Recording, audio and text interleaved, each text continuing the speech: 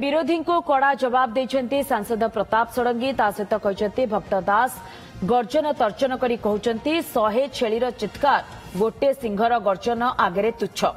BJP पाखे चाकरी करिछि बोली प्रश्न करिसेंती सांसद। आज पीड़िता छात्री स्वास्थ्यावस्था बुझा भुवनेश्वर एम्स जाइथिले सांसद प्रताप षडंगी सेठारे परिवार को भेटिछंती से एही अवसर में कहते पीड़िता बापा मां सह भेटी नथिली 7 ରୁ 8 दिन तले अभियोग नहीं जेतेबेले आसीथिले सेतेबेले एसपी सह आलोचना करथिले 5 ରୁ 7 दिन भितरे रिपोर्ट मिलिबो एवं प्रतिश्रुति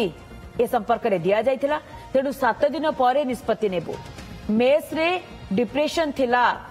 जियो किंतु इंटरनल अभियोग कमिटी उपस्थापन करिथिबा रिपोर्ट रे समीर 40 गान करा जायथिबा कहचंती प्रताप षडंगी। 3 तारीख रे बापा झीओं स्टेटमेंट रही जहाँकि तदंत रिपोर्ट सह तालमेल खाऊनी तेणु इंटरनल कमिटी रे तदंत निरपेक्ष होई नाही तदंत रिपोर्ट को नहीं संदेह हेउथिला कहचंती सांसद। 1 तारीख रे 70 जण पिला दस्तखत करी झीयर चरित्र चित्रण करथिले कॉलेज रो बिना हस्तक्षेप रे यह संभव नुहे किंतु एबे जेउ तदंत कमिटी जाइछि सठिक तदंत करिबो बोली आशा रखिबा सह एभली घटना पई दुखित थिबा सांसद कहचंते। जो एफआईआर दे चुकी से मैं एफआईआर देनी अरे पुलिस डाकी आनलो एफआईआर देलुनी ताले आम समस्ते बस स्थिर कलु जे 7 दिन पर पुणी आम विषय अनुध्यान करवा ए विषय आमको किसी भी जन ना घटना आम कि जानू फर्दर डेवलपमेंट तार कौन है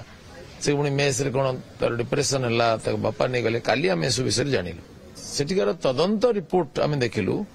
से गोटे बायस रिपोर्ट भाया लगिला से केवल समीर 40 गान करा महिमा मंडित कर सब लिखिं। द्वितीय कथा से जो बाप झीओं जो स्टेटमेंट को से रिपोर्ट उल्लेख कर बाप झीओं स्टेटमेंट से किसी मेल खाऊनी बाप झील तो विरुद्ध लिखिं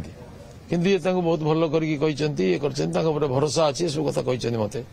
तदंत रिपोर्ट बिल्कुल करबोरेट करूनी आ सहित से मोर तदंतर निरपेक्षता पर घोर संदेह उपस्थित है जेपर्यंत तदंत न सरची से पर्यंत एचओडी दायित्व में रही दिंतु ना केमी कर तदंतर निरपेक्षता एटा बहुत जरूरी ना सी तदंत को प्रभावित करदे किंतु से ताहा करनथिले ये सब कारण मत लगुच गोटे बायस्ड रिपोर्ट होबार बहुत संभावना अच्छी से आज जो तदंत कमिटी जाइए यथेष्ट फीडबैक देती तदंत करेंगे ये 100टा छेलीर चित्कार गोटे सिंहर गर्जन रे उड़ीज ना एमाने तो भयंकर भ्रष्टाचारी मत दया लगुच से कहीं प्रताप षडंगी कौन कर सांसद कौन कर तुम्हें तो जानी ना प्रश्न सांसद को इस्तीफा देवे पार्टी को इस्तीफा देवे माने कौन भक्त दास कथार बीजेपी पार्टी मत कह इस्तीफा देते बीजेपी पार्टी अधीन चाकरी कर